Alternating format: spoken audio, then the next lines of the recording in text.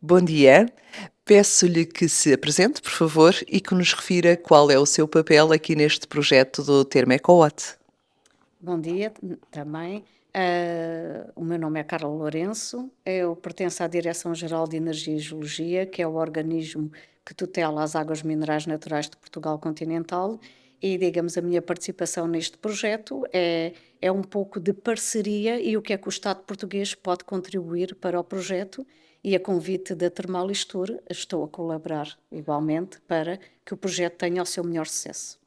Muito bem, agora vou colocar-lhe uma questão um bocadinho mais técnica, digamos, que é de que forma ou que tipo de ferramentas e indicadores considera necessários para melhorar o processo de tomada de decisão, que nunca é um processo muito fácil, não é?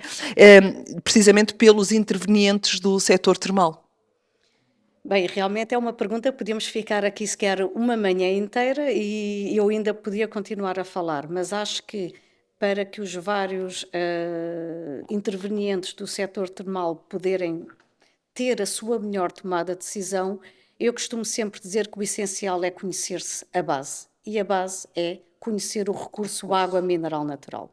Se nós não conhecermos o recurso, se nós não conseguimos depois tirar o melhor proveito do mesmo e não conseguimos aproveitá-lo nas suas múltiplas valências. Como disse há pouco, julgo que estou a falar a verdade, conhecer o ADN da água, não é? Exatamente, e portanto eu acho que era muito interessante para os vários concessionários de águas minerais naturais e que estão nesta valência do termalismo aprofundarem o conhecimento do recurso no estudo do microbismo natural das águas, sem dúvida alguma, depois com os indicadores das espécies que fazem parte do microbismo natural, sem dúvida alguma, que eles podem fazer muito mais e melhor para poder valorizar o recurso e poder também apostar fortemente na dermocosmética e no fabrico de produtos farmacêuticos, que eu acho que Portugal Tem pode, potencial. tem um enorme potencial e podia e devia avançar. Claro que para isso é necessário termos estudos de investigação, mas há vários concessionários, e o exemplo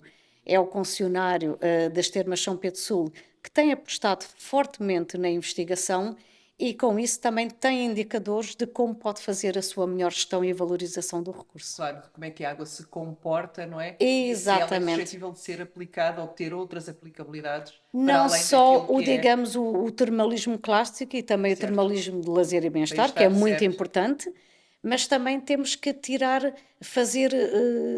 o máximo de potencial Proveito. da água mineral natural.